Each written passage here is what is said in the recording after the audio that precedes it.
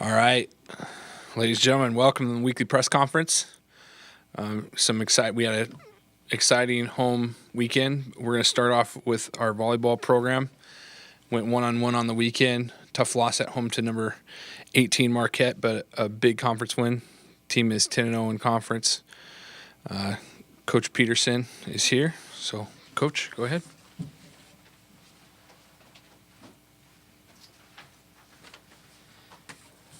Well, on Friday, we definitely added to the excitement and craziness of homecoming with a 5-setter against our interstate rival and conference opponent, Drake.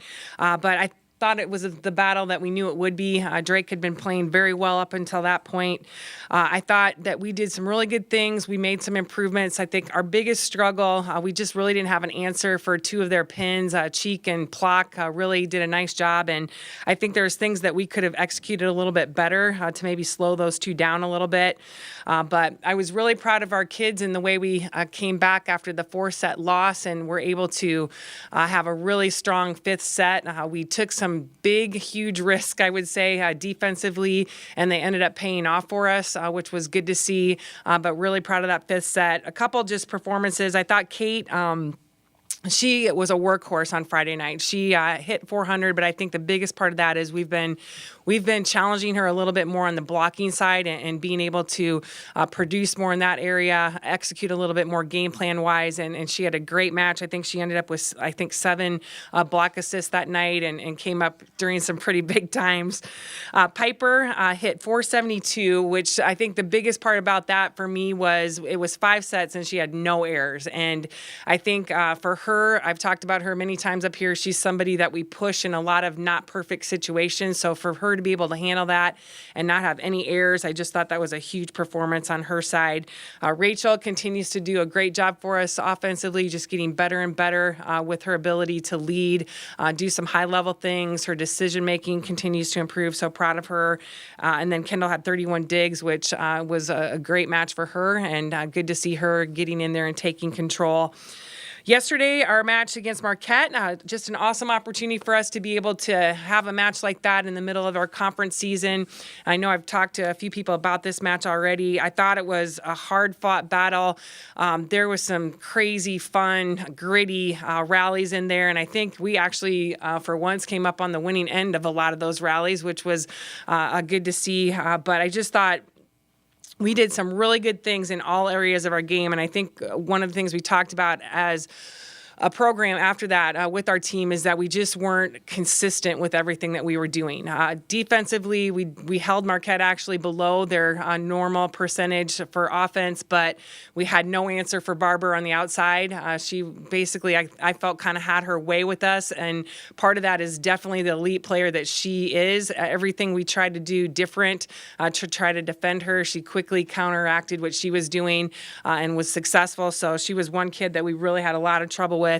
And then on the offensive side, we did some really good things, but one of the areas that we continue to focus on is our attack errors, and we want to shoot for between 3 and 5 per set, and I don't think we hit that mark in any of the sets that we played. And part of that, obviously the third contact over is the ultimate error or not, and I think we have to do better with our decision-making with that, but I think there's a lot of things that lead up to that point that we can be better at, and I've talked about that a few times up there of bettering the ball, and there was a few situations in there where we could have definitely done that better. So it was a good match. I think it makes it almost a little bit harder. That 3rd set, we did not play well. We did not play inspired. We did not play motivated, and that was a little frustrating for us as a staff. But I was really proud of how we turned it around in set 4 and really gave ourselves a chance to take it to the 5th game. Unfortunately, we didn't execute at the end, and we're not able to do that. But I think we got a lot of positives from that. Obviously, not the win, and I hope, our kids are not satisfied with that, but it was a plus for a lot of reasons for our program. So a lot of fun yesterday and a very high level match as well. This weekend we have Valpo And Loyola at home, and we have not watched any recent video just because of the match yesterday. We have not. We didn't do anything last night. I think our staff needed a break from watching video as well, so we will be hard at it today, preparing for what we know is going to be a tough weekend. We had tough matches at both of their places on the road. Valpo, if you remember, we had a 5-set thriller here last year, and I'm sure they remember that as well. So we're expecting a lot of great volleyball. 2 really good defensive teams. I think Valpo is second in the conference and just got their 20th win of the season in defense. And then I know Loyola's leading the conference in block. So a lot of things to prepare for, but we're really looking forward to being at home and some of the activities that we have for our matches, and also looking forward to a week of getting better in the practice gym as well. Any questions?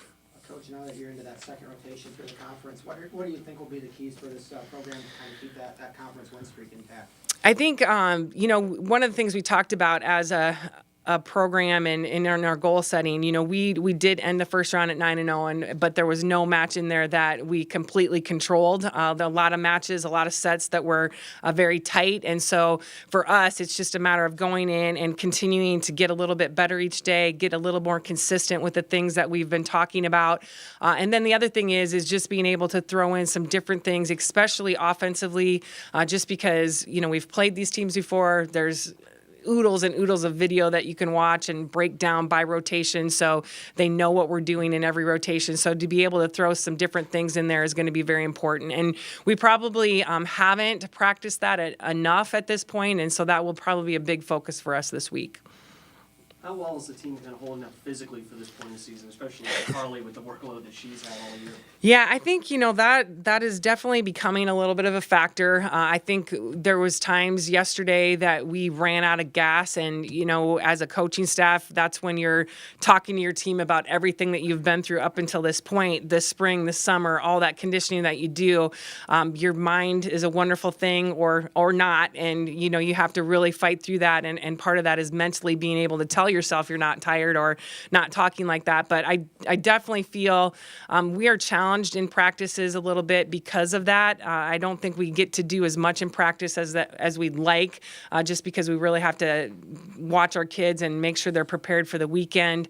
But I think that is across the country. I think everybody goes through that this time of year for sure. You haven't lost a match to either one of these teams coming in this weekend. With this team, do you have to do anything special just to make sure that they don't overlook them or don't come into it as sharp as you want them to? Yeah, I definitely don't think that. And partly because, like I said, last year, the Valpo match here and the 5-setter, and being honest, I feel like we lucked out. In the 4th set, there was a kind of a controversial call that would have gave them the match. And just the battles that we had at their place. And we know that I think this year our team really feels that target on their back, and like they're going to get everybody's best match. So we really haven't had to talk about that a whole lot. I think sometimes there's certain matches where I don't think people or players purposely do that, but there's obviously some matches where you're probably more up for them just because of who's on the other side of the net, and it might not even be how they're doing it. It just might be something that you have with that team that you're a little bit more up for. So, but lots of reasons to be up for the 2 teams that we play this weekend. All right, thank you.